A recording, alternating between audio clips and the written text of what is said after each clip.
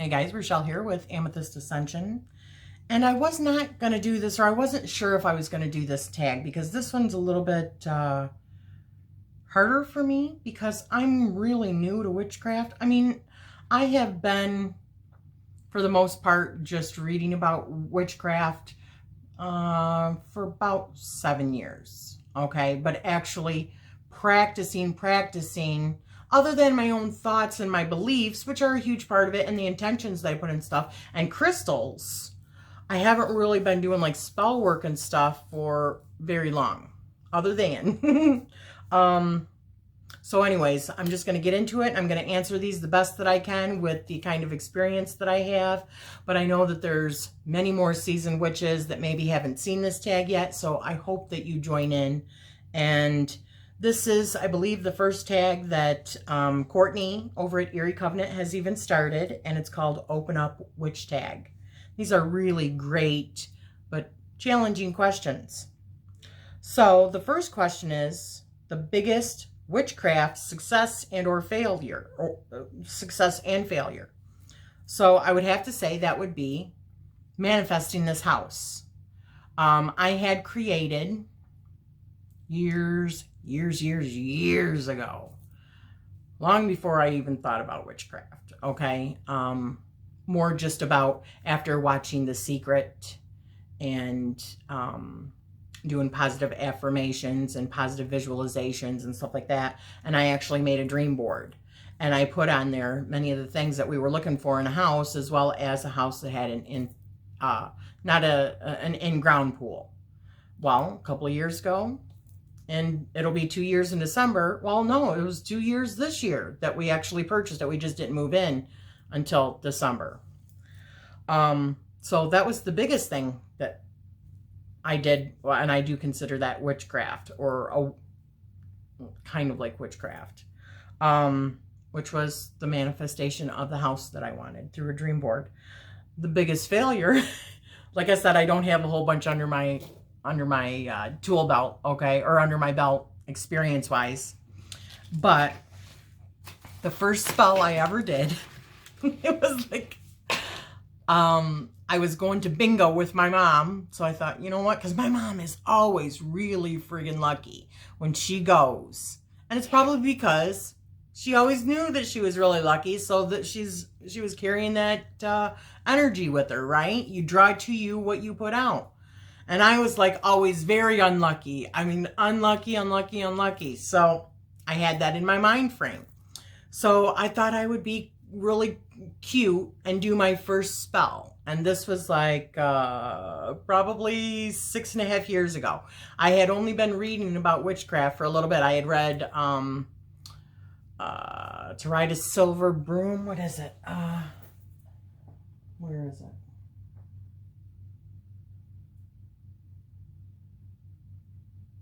To Ride a Silver Broomstick. Yeah, okay. And then I had also read The Solitary Witch. Where is that? By Cunningham. Oh, Wicca. Yeah, the Guide to a Solitary whatever. So I thought, okay, I'm going to make a spell. So I did like made a good luck charm. I didn't draw a circle. I didn't make a circle or anything. I didn't really think about psychic protection. Granted, I don't think anything bad ever happened, but I didn't win anything when I was there. Although I will tell you, my sister's friend called her and said, is your sister, because she knew I was reading and learning about witchcraft, and she had also been studying it and all that for years at that point, and it was very new to me. And she contacted my sister and said, I had a bad dream, or I had a dream. Is your sister doing magic and not protecting herself? Is she putting stuff out there? I'm like, when I talked to my sister, I'm like, all I did was just trying to write a little spell, put a few things together, and try to do like a good luck charm that I think I put it in my pocket. I don't think it was a necklace. It might have been a necklace. I don't even remember, to be honest with you. But the case in point is, it didn't work. And I think also because I didn't think it was going to work. I was like, whatever. I was just playing with it. So that would probably be my biggest failure. Something in your practice that you do or feel silly about. Well, I have not really started doing any kind of, and I don't know if I feel silly, maybe silly, I don't know. But I have not really started doing any kind of deity work just because of what I believe. But I also do believe that deities are like real people, like Jesus Christ, okay, that did walk at one point, was like us, and then ascended, you know, like ascended their soul. So there's much to learn, but I also think the more people that believe in somebody, the more power that they have. And it's also a collective power. So I have found it difficult to, at this point, work with deity just because I believe more in, you know, all, or, you know, one God, even though I believe in the female-male principle of that all one.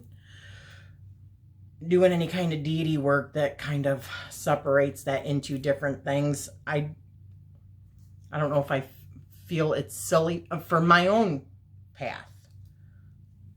So that, because I'm not sure on all that. 3, least favorite things about being a witch that you like about being a witch. I would just say that that's fear, of other people and judgment, of people misunderstanding, and, you know, listening to the religion that they grew up that just spits out hate, essentially hate for this or that you don't understand, fear this or that. And I think fear is just like the lowest vibration and emotion that you can have, and it just tears you down. So that would be the biggest thing that I would say I don't like about being a witch, is what other people think about it. 4, is there anything that you preach and do not practice? Well, I mean, other than, you know, just always being as positive as possible. I might come across that I'm always super positive, but I'm cynical too. I mean, I have cynical thoughts, and then in my mind, it's like I'm slapping myself in the head going, knock it off, you know? So I have that. It's like I have, you know, a demon or a devil on one side, or, you know, yin and yang over here, or whatever, on each shoulder saying, yeah, that's good. No, don't do that. Or yeah, do that. That's not good. You should do it. You know? So probably something like that. So yeah, I have them. I just try to focus more on the positive, which is not always so easy, but I'm working on it. 5, do you ever feel scared, insecure, or unsure during spell work? Yeah, let me give you an example. This was my first ancestor altar, right? And I have never done any kind of work like that before. And although I did a couple of sigils, you know, one for remembering and one for, you know, expressing my love, and I put all their names and stuff on the back, and it was created in their honor. But at the same time, when I was doing my ritual, I told them I don't want them coming to me. I just want them to know that I love and honor them. I'm not to the point where I want to be conjuring anything, including asking my past loved ones to come to me. Yeah. So I'm just not confident in that. Not sure I ever will be, because I'm not sure how I even feel about all that. But I still wanted to honor, and I remember them, and I love them. So, 6. What do you do to reconnect when you are feeling out of touch with your practice? A big one for me would be saging. Because if I'm feeling out of place with my practice, it's because I'm feeling like in a particularly negative space, or life just gets in the way sometimes. You know, bills, kids, eating habits, shopping habits, whatever it is, these, you know, worldly things that can bring you down easily. So when I feel like I've lost connection, I sage. And if I don't feel like running the sage, I make sage sprays. Or I just douse myself and douse my area, or use which I do like the smell of sage. But I will do that. And I also like Palo Santo, because my understanding is sage just goes through and it's like a powerhouse. It just cleans everything. That's why it was even used during like times of outbreak of plague and stuff like that. You would see them going through, because it like has antibacterial properties or antimicrobial or something like that. It like cleans the air. So it just goes through and wipes out everything. So I like going back after that, or only using Palo Santo, because Palo Santo is like sacred wood that also like transforms negative into positive. So I like to do that. And after, you know, I like to clean with Florida water, clean my surfaces and stuff like that. But I also want to learn how to make my own cleaning stuff. So, 7, craziest witchcraft related thing that has ever happened to you. Oh gosh, craziest witchcraft thing that's ever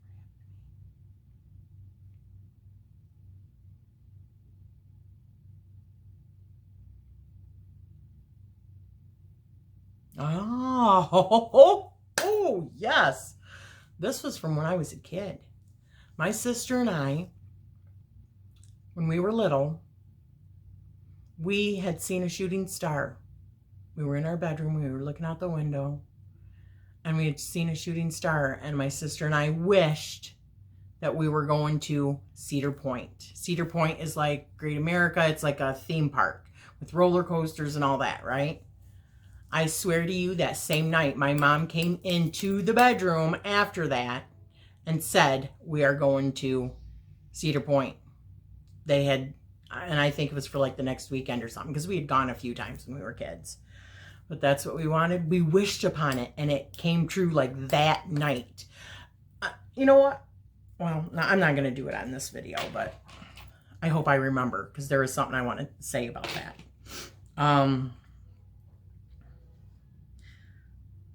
8, have you ever performed a ritual or spell in the presence of someone that is not a witch? No. And my whole world, everyone around me is not a witch.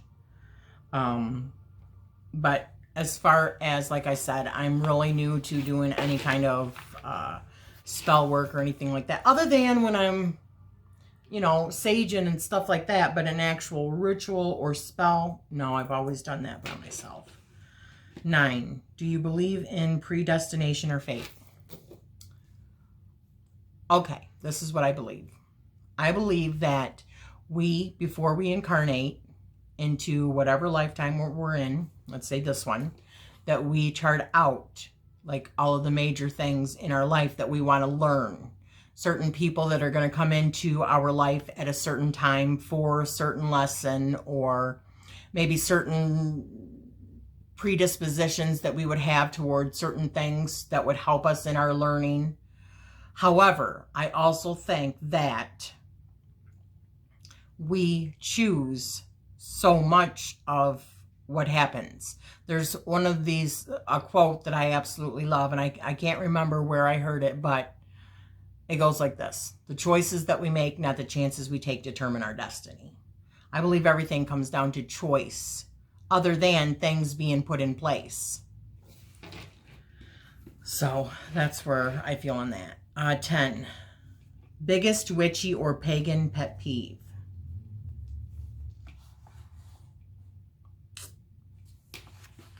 I guess my biggest pet peeve would be just that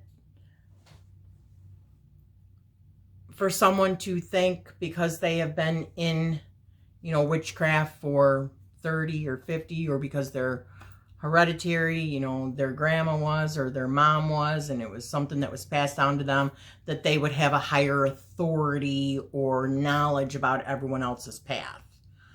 That would be my biggest pet peeve.